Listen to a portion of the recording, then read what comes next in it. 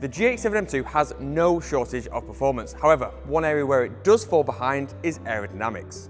In this video, we're going to be fitting a full Vulcan Alpha aero kit to our G87 M2. And we're going to be putting it to the test and through its paces here at the Nurburgring, with Misha driving it before and after, and data logging the difference it makes to the car itself. We're also going to be walking through the suspension changes required when adding this much downforce to a car, because when you fit aerodynamics, it's not just an aero modification, it's also a suspension modification as well. For this episode, we're out in Germany here at Vulcan Alpha HQ at the Nurburgring, and the reason we're here is so we can do a direct before and after test of this kit on our G87 around the Nordschleife, one of the most demanding layouts in the world. I'm here with Lapo, Chief Designer, owner of Vulcan Alpha, so he's going to run us through what the kit comprises of and just roughly how it works. Yeah, so we have basically three main elements: the front lip, the rear wing, and the dive planes. The front lip, call it splitter, front wing element, is there to create load in the front end and take out the understeer or give more grip to the front axle. The rear wing, of course, same method, pressure differential, creates load in the back.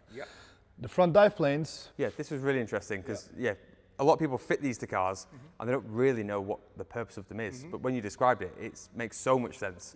So go on for what they're for. So there's two main factors on dive plane canards, however you want to call them. One, they create a bit of load on the front end, and depending on how they are designed, they can do that. But in this case, their purpose is just to create two very high energy vortex that will keep the front tire wake and the mirror wake as low as possible, so it doesn't disrupt the the boundary layer and the efficiency of the rear wing. Yeah. So basically, what you're doing is you're sending sort of air in a spiral down the side of the cars to clean the dirty air away from the wheels, so all the wing gets is clean air. Exactly. The same with the end plates. These keep the front high pressure area, expand the front high pressure area on the splitter, but they also then start a vortex that keeps all the front tire wake, which is the biggest problem. F1, their biggest problem is managing the front tire wake. Yeah, because they're out in the open. It's just a nightmare. That's really cool. Yeah, because you see features like this on the front splitter, and it looks really cool. And you think, oh, is it just an aesthetic thing? But I think the beauty of your kits is everything is designed in for a reason. It's really good looking. It's a really aesthetically pleasing kit, but everything that you can see is there for a specific reason. Exactly. So it's a balance with everything. So there's design and also performance. Mostly for performance.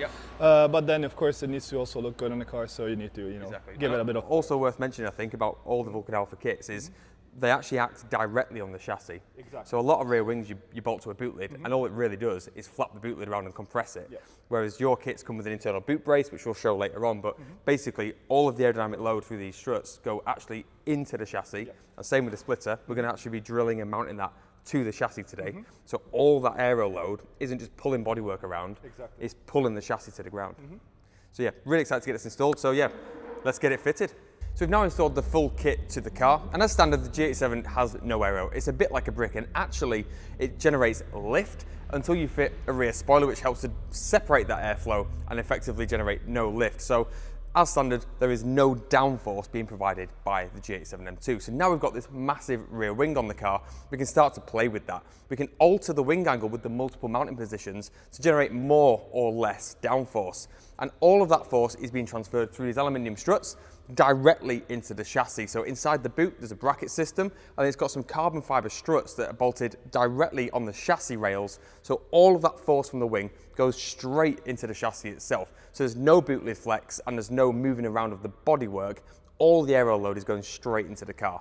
So that's really going to help us. But the thing with downforce is, as you increase your speed, the downforce actually quadruples when you double speed. So if you're doing 50 miles an hour, we'll have some downforce, but not a huge amount. If you're doing 100 miles an hour, double the speed, we'll actually be getting quadruple the downforce at that point from this kit. So as you get faster and faster, you're really going to get the benefits of the actual downforce itself. So somewhere like the Nordschleife, where there's multiple extremely high speed sections, you're really going to start to feel that benefit and hopefully see much higher cornering speeds, which we will be finding out very shortly. As much as downforce gives to a car, it does also come along with some negatives, and that is drag. So the more downforce we're generating, the more drag we're also going to generate. Now, drag is effectively the force pushing the car backwards because it's generating so much downforce that has to come with an opposite and opposing force as well, which is drag. So that ultimately reduces your top speed, and it can slow down your acceleration as you get into the higher figures. The faster you go, the bigger the drag number becomes, so you've got to push through that wall. So one way around that is to increase power on a car so that you can have the downforce but then push through the drag with additional power. So that is one way of counteracting that. But we haven't increased power on our car just yet, so we're going to have to find that balance by actually tuning the downforce using the wing adjustments, and also by altering the angle of the front splitter using rake angle, so that we can get the exact balance we're looking for front to rear, but not by having it in maximum position necessarily. So we need to just find out where the power of the car intersects the amount of downforce required, so that we can get the optimum balance of downforce versus drag. So this is something you'd have to play with on a case-by-case basis. We're here at the Nurburgring at the moment, so really high speed sections. So we might actually run a bit less downforce here than we would if we were at Donington Park, where top speed isn't really that major at Donington Park. There's a lot more twisty corners, so we're going to gain a lot more in the corners than it would take away at top speed. Whereas here at the Nordschleife, it could have a slightly different effect where we want to keep a little bit of top speed and lose a touch in the corners from having it in maximum position. So it's about finding that sweet spot, finding that balance and getting as much grip out the car as you can, but also not losing too much top end. So we're going to be playing around with that as we head out on track later on today. So really excited to just get into that and start finding the exact balance that this car needs. Aerodynamics and suspension are actually two things that go very much hand in hand, and that is because when you're increasing downforce so substantially, all of that force has to be transferred through the suspension and into the tyre. So the actual ride height of the car is going to be altered as we get faster and generate more downforce. The car is going to be physically pushed down into the ground. So we need to be conscious of a few things in these scenarios. One is ride height. We don't want to set the car too low that when the aero begins to activate, we're going to be running the car way too low and bottoming the car out or the tyres out on track. So we need to be very mindful of that. The other thing is rake angle. So rake angle is a really important feature of suspension and of aerodynamics, and the reason for that is at the back of the car we have the adjustment in the rear wing, so we can alter how much downforce it generates. The front splitter on the front of this car is bolted directly to the chassis, so this means it's extremely strong and it can transfer all of the load directly into the car without flexing bumpers. I mean, I've physically stood on this splitter before just to show how strong it is. It didn't even flex a tiny bit. So that's about 100 kilos of downforce applied just in my weight to that splitter, not even spread across the whole surface area. So really impressive to see how sturdy this kit is, but also you can tune that using rake angle because it's mounted to the chassis. So we can't just adjust it like a rear wing. The way we adjust the angle of that front splitter is physically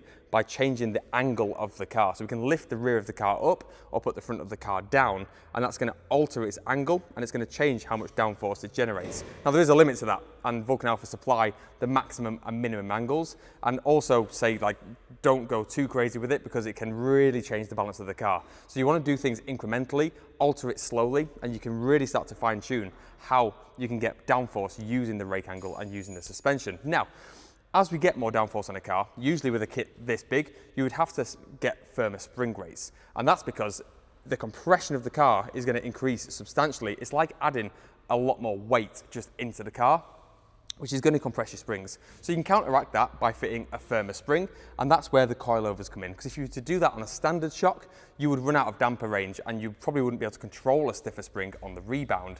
So that's where you can move to a coilover and have the valving matched to the stiffer spring, and it gives you that freedom of movement.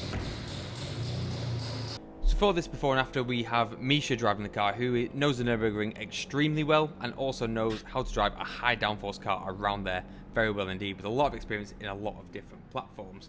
Now the car on the left is before the AERO kit was fitted, but it still has a lot of parts fitted. So it has some coilovers installed, which are currently in a development phase. We'll be having a lot more information on that very soon in some coming videos, but they have much stiffer springs than stock, also three-way adjustable, and it also has all of our hardware fits such as rear camber arms, rear tow arms, rear traction arms, caster bushes, solid bushes and camber plates. So we've got a lot of mechanical grip on the left-hand screen. Now on the right is where the Vulcan Alpha AERO kit comes in on top of that package.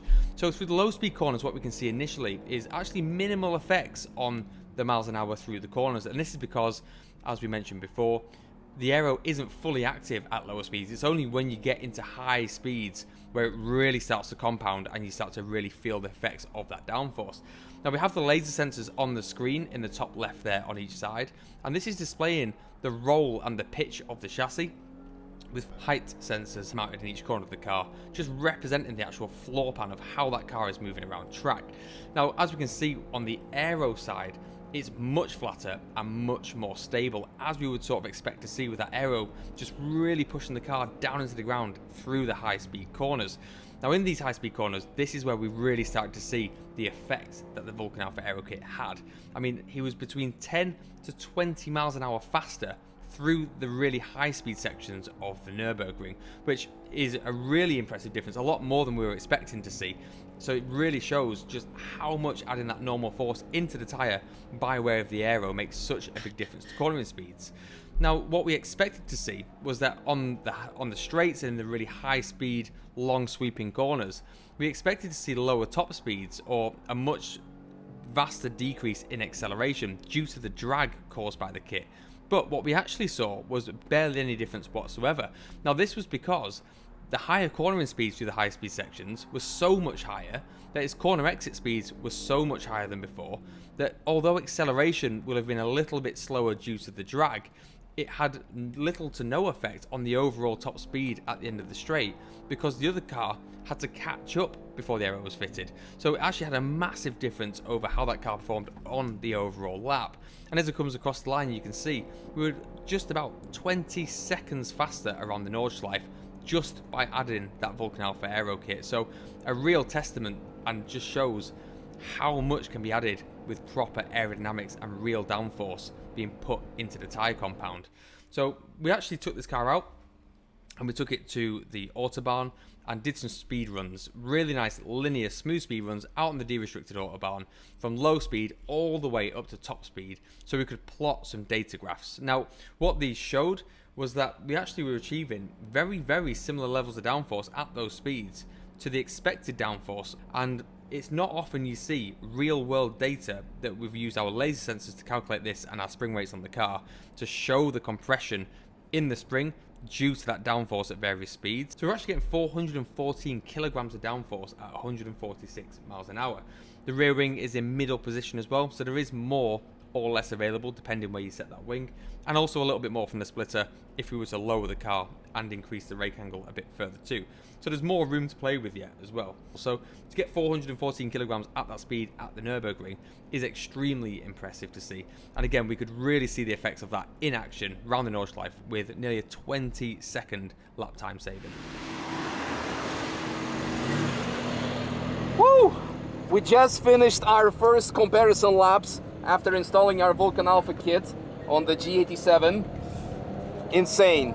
Now the crazy part is that the limiting factor are the tires. Cup 2s, one of the grippiest compounds there is. Of course we have Cup 2Rs, etc. But we arrived at a day and age where Cup 2s are actually feel like a street tire with this amount of downforce. Then again, this kit produces similar amount of downforces, if not downforces, all of them, similar or not even more than an actual GT3 race car. So therefore you should run full slicks, or at least bigger and more stickier compound than what we have. But otherwise the car feels extremely controllable. I was focusing on high-speed sections, so such as entry and Flugplatz, Schwedenkreuz. On the first lap it was like, oh, that feels actually slow, we can go faster, went faster, but after that tire started to give up. So was followed by my dear friend Al in the GT4 RS, and I think it was quite good and impressive pace. By the way, a massive shout out to DN Events Destination Nürburgring Track Day, where we could go and have fun. Pretty much clear track completely, so you get what you pay for. And also in the case of the aero kit, suspension parts, and you name it. Just the tires. Well, I guess it's ongoing development. Cars, it never stops.